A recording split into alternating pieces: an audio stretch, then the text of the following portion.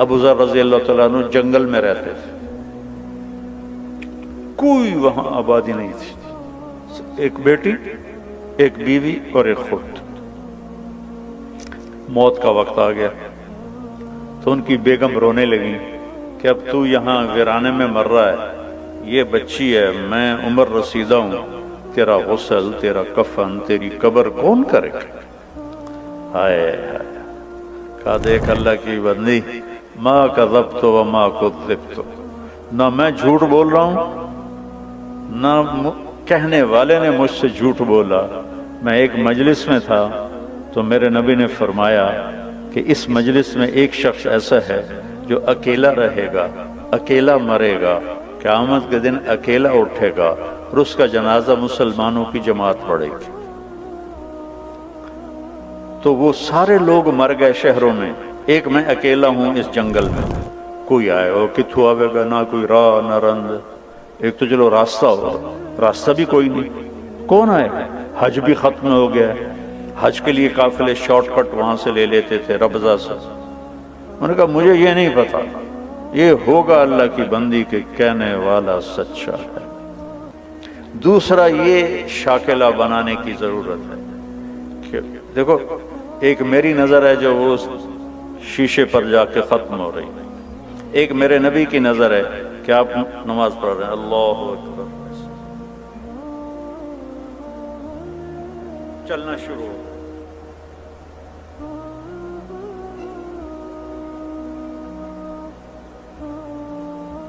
چلتے چلتے چلتے دیوار کے پاس آ کے کھڑے ہو گئے، یہ محراب نہیں ہوتی تھی، دیوار کے پاس کھڑے، تھوڑی دیر کے بعد پیچھے ہٹنا شروع ہو اور ہٹتے ہٹتے ہٹتے صف کے کنارے پر چلے گئے۔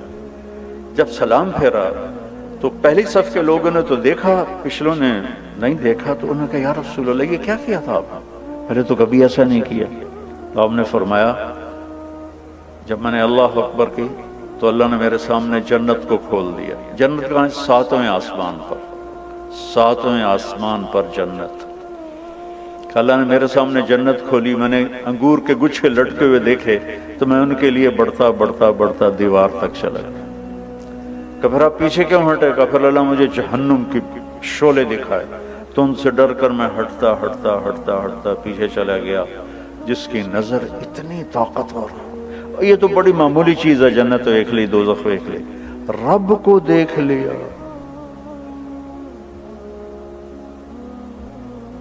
السلام علیک ایھا النبی ورحمۃ اللہ وبرکاتہ، اے میرے محبوب تیرا رب تجھے سلام پیش کرتا۔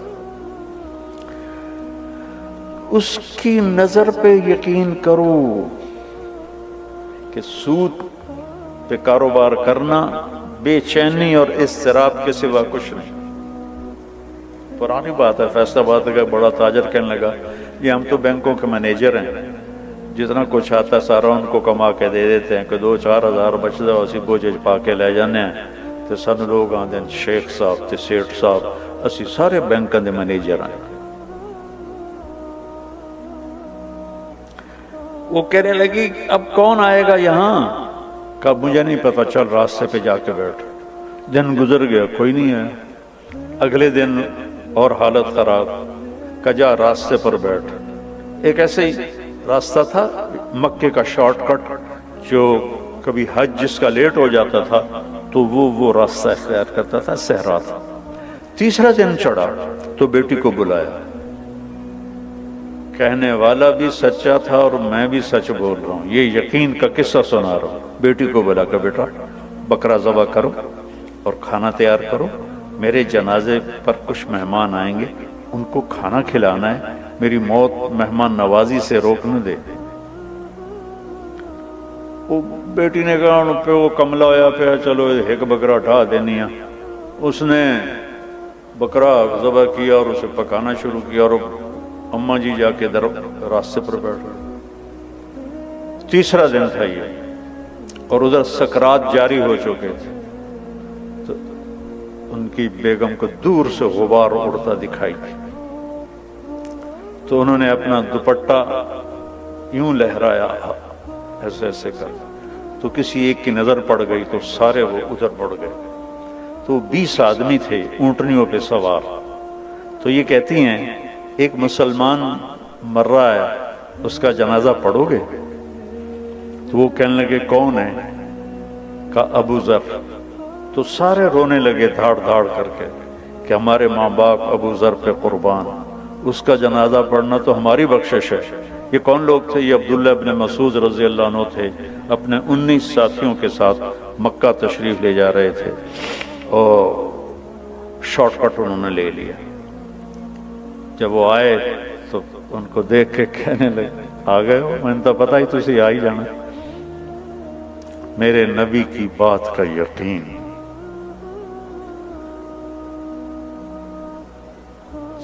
کہنے لگے دیکھو مجھے کفن وہ دے اور میرا جنازہ وہ پڑھے جس نے حکومت کی نوکری نہ کی ہو. وہ تو خلافت راشدہ تھی, حضرت عثمان کی خلافت تھی. خلافت راشدہ کے وہ ازہد الصحابہ ہیں, سب سے بڑے زاہد صحابی ابو ذر غفاری. تو ایک انصاری نوجوان نے کہا کہ میں نے نہ کبھی حکومت کی نوکری کی ہے اور نہ ہی ان سے کوئی فائدہ لیا ہے, اور یہ میرا احرام ہے, میری ماں نے ہاتھوں سے اسے کاٹ کے بنایا ہے. انہوں نے کہا تو مجھے یہ کفن پہنائے گا اور تو ہی میرا جنازہ پڑھے گا. عبداللہ بن مسعود موجود, انہوں نے کہا نہیں تو میرا جنازہ پڑھائے گا. تو جب وہ تدفین ہو گئی تو ان کی بیٹی نے کہا یا عم ہلم الی الطعام, چچا ہلم الی الغداء, کھانا تیار ہے تشریف لائیں. وہ کہنے لگے کھانا کیسے اتنی جلدی کیسے تیار کر لیا؟ وہ کہنے لگے نہیں صبح سے ہی ابا نے کہا تھا کہ آج مہمان آئیں گے تو ان کے لیے کھانا تیار رکھنا ہے. تو حضرت عبداللہ بن مسعود رونے لگے, کہنے لگے واہ ابو ذر تو نے مر کے بھی سخاوت نہ چھوڑ. تو سخی تھا زندہ بھی اور سخی رہا مر کے بھی. تو دوسری چیز جس کی ضرب لگانے کی ضرورت ہے کہ میرے نبی کے وعدے سچے وعدے, کہ جو وہ دیکھ سکتے ہیں جو ہم نہیں دیکھ سکتے. ایک جب آپ سفر میں تھے, ہجرت کے سفر میں, تو سراقہ بن مالک آپ کے پیچھے پہنچ گیا. تو بکر صدیق نے کہا یا رسول اللہ یہ تو جان لیتا ہے ہماری. تو آپ نے کہا اللہم اکفنا شرہ بما شئت, یا اللہ ہماری جان چھڑا اس سے. تو اس کا گھوڑا زمین میں دھنس گیا. کہنے لگا محمد میری توبہ, آئندہ نہیں کروں گا, میرے لیے دعا کر دو. آپ نے دعا کی, گھوڑا باہر نکلا, اس نے پھر گھوڑا بات تھا. یہ لالچی تو لے جاتا ہے, اے کاروبار بھی کر لو, اے بھی کر لو. کہ بینک والے تو بڑا بیوقوف بنے ہیں, یہ بڑا اچھا پلان آپ کو دے رہے ہیں, یہ بہت اچھا پلان آپ کو دے رہے ہیں, آپ اس میں یہ کر لیں, آپ اس میں یہ کر لیں. تسی کملے بن کے لگے رہندے, اخیر موت آ کے لے جاندی. پچھلا پتہ نہیں کہندے مقدر چ ہوندا. تو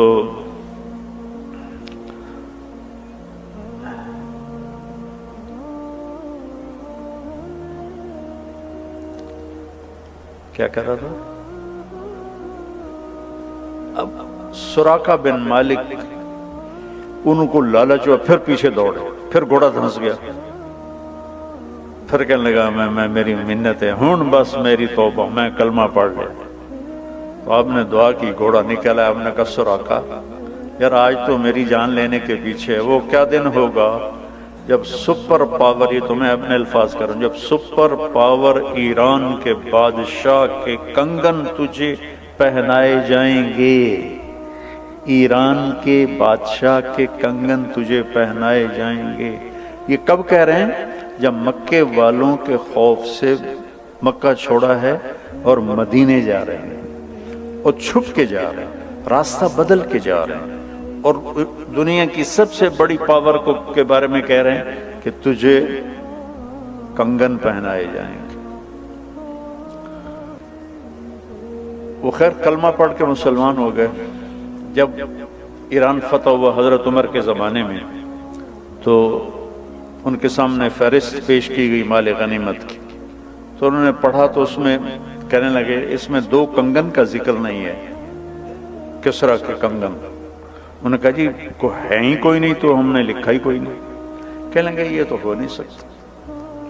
مجھے ابوبکر صدیق کہہ کر گئے تھے کہ تیرے دور میں کسرا کا خزانہ آئے گا اور اللہ کے نبی نے سراقہ سے وعدہ کیا تھا کہ اس کو یہ کنگن پہنائے جائیں گے۔ انہوں نے کہا جی ہمارے سامنے تو سارا گزرا ہے، مال غنیمت کوئی نہیں ہے۔ انہوں نے کہا سارا دوبارہ تلاش کرو، سارا مال غنیمت۔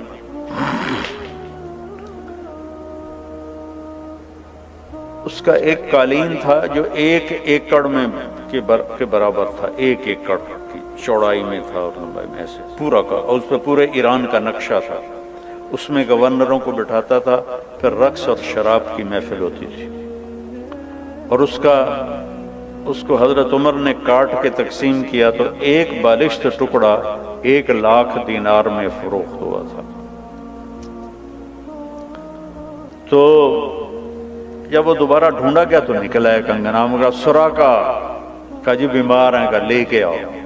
تو سراقہ کو 2 آدمی سہارا دے کر لائے، حضرت عمر اٹھے اور کو کنگن پہنایا۔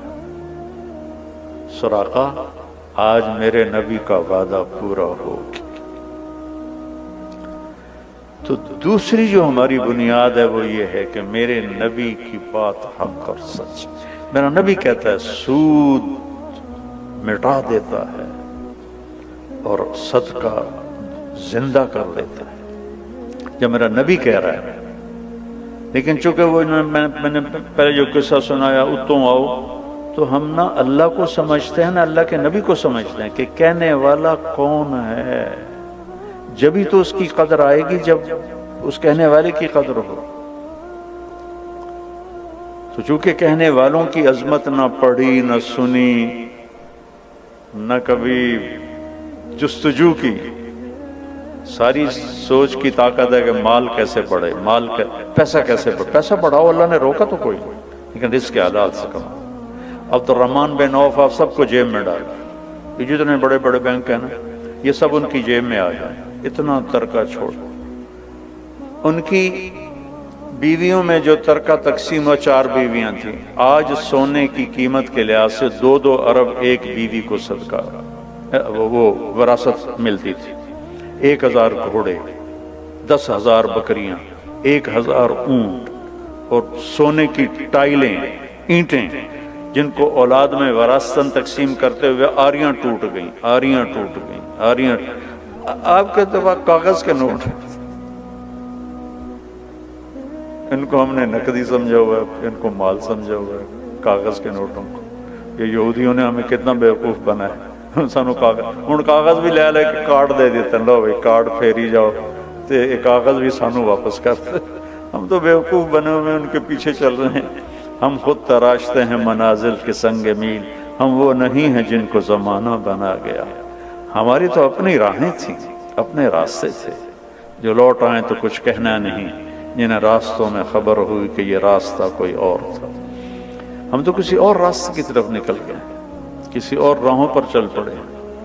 تو میرے نبی کی بات کا یقین۔ ایک صحابی آئے، یا رسول اللہ میرے بھائی کا پیٹ خراب ہے، کہ اس کہل عسل، شہد پلا۔ شہد پلایا، پھر یا رسول اللہ اور زیادہ ڈائریا لگ گیا، آپ نے کہا شہد پلا، پھر شہد پلایا، پھر یا رسول اللہ اور زیادہ ہو گیا، کہا شہد پلا، تیرے بھائی کا پیٹ جھوٹا اور اللہ کا کلام سچا، فیہ شفاء للناس۔ تیسری دفعہ جب شہد پلایا تو اس کا پیٹ ٹھیک ہو گیا، صحیح ہو گیا۔